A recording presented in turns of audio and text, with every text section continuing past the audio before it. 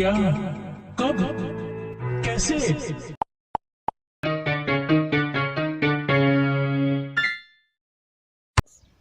आज हम आपके साथ में एक नई बात लेके आए जो समाज में भ्रम के रूप में देखी जाती है।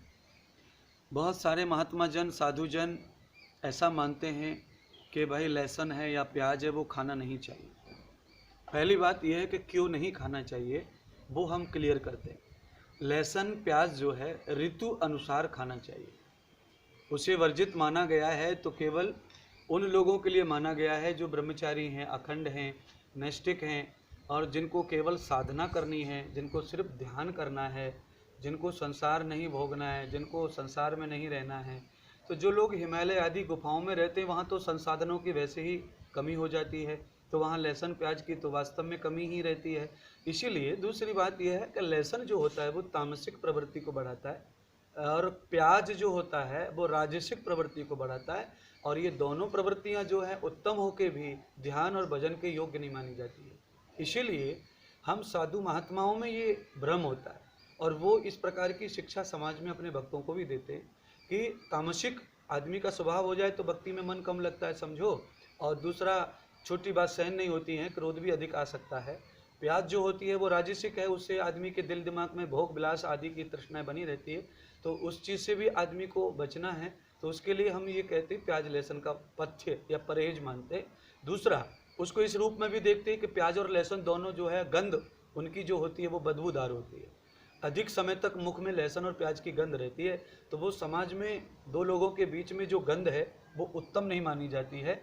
इसीलिए भी प्याज लहसुन को वर्जित माना गया है। वैसे तो प्याज लहसुन प्रकृति में होता है और दोनों की दोनों मूल है, जड़ में नीचे पैदा होते हैं, तो दोनों को ही औषधि के रूप में देखा गया है। पर उसमें औषधि के रूप में जैसे अप्रैल, मई, जून जब बहुत गर्मी पड़ती है, बहुत तपन होती है, लोगों को धूप लग जाती है, दस्त हो जाते हैं, उल्टियाँ हो जाती हैं, तो उसमें जो प्याज है वो कच्चा प्याज खाने से आदमी धूप के ताप से बचता है। वॉमिट, उल्टियाँ होती हैं, दस्त लग जाते हैं, डायरिया हो जाता है, उससे भी बचता है। आप कच्चा प्याज लीजिए, उसे थोड़ा सा पीस लीजिए, उसका रस निकाल लीजिए 2 चम्मच, और थोड़ी सी शक्कर मिला के आप जब पानी में घोल के पीते हैं तो आप धूप से बचते हैं। धूप लग जाए तो भी आप स्वस्थ होते हैं, क्योंकि प्याज में शीतलता होती है, तत्काल आपको ठंडा करती है और आपके अंदर के तापमान को समाप्त करके आपके दस्त को, पतले लेट्रिन को और आपकी उल्टियों को रोकती है, आपके पित्त को समाप्त करती है।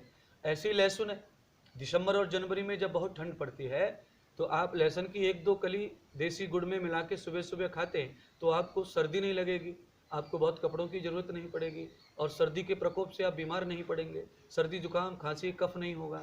और जिनको गठिया हुआ है, संधिवात है, हाथ पैर दुखते हैं, बहुत ज़्यादा ठंडियों में ज़्यादा दुखते हैं, तो वो लहसुन की 2 पोती खाने से गुड़ के साथ उसके रोग में भी सहायता मिलती है, सर्दी गर्मी से लड़ने की ताकत भी मिलती है।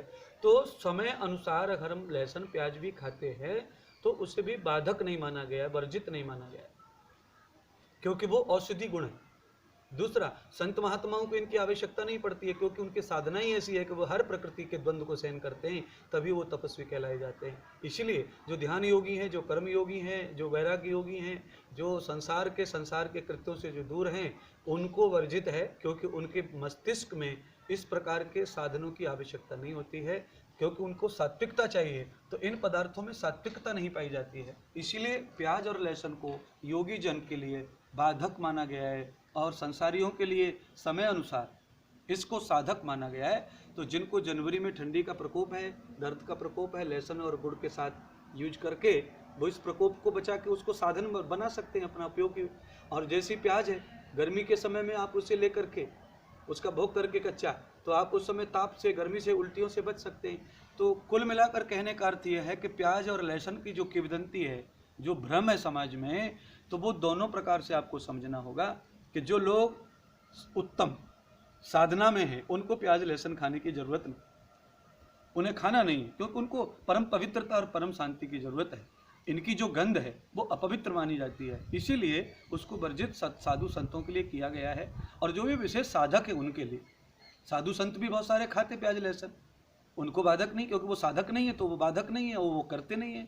तो जो विशेष साधक है, जो बहुत ध्यान में, समाधि में, योग में लगे, उनके लिए बाधक है। संसारी लोग इसे समय अनुसार खाएं। पर आपसे अनुरोध है कि लहसुन को फरवरी, मार्च, अप्रैल और मई और जून, ये 5 महीने लहसुन ना खाएं। क्योंकि इसमें बहुत गर्मी होती है और आदमी हाइपर हो जाता है, बार बार क्रोध करता है। और जनवरी, नवंबर, दिसंबर, जनवरी, फरवरी, ये 4 महीने आपको प्याज नहीं खाना है, क्योंकि ये बहुत शीतल होता है। इसको आप खाते हैं कच्चा वगैरह तो इसका बास जो होता है वो बहुत देर तक चलता है, सर्दियों में बहुत लंबे समय तक, और इसका जो ठंडक है वो आपको बीमार कर देगी।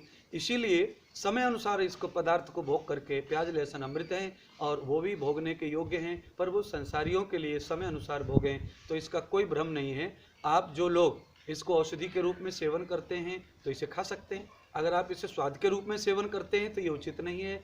यही बात आपका भ्रम दूर करने के लिए आप जिन्हें खाना है लहसुन प्याज वो खाएं, पर समय अनुसार खाएं। प्याज को गर्मी में, लहसुन को ठंडी में खाएं, और इनको विपरीत दिशा में ना खाएं और रोज ना खाएं।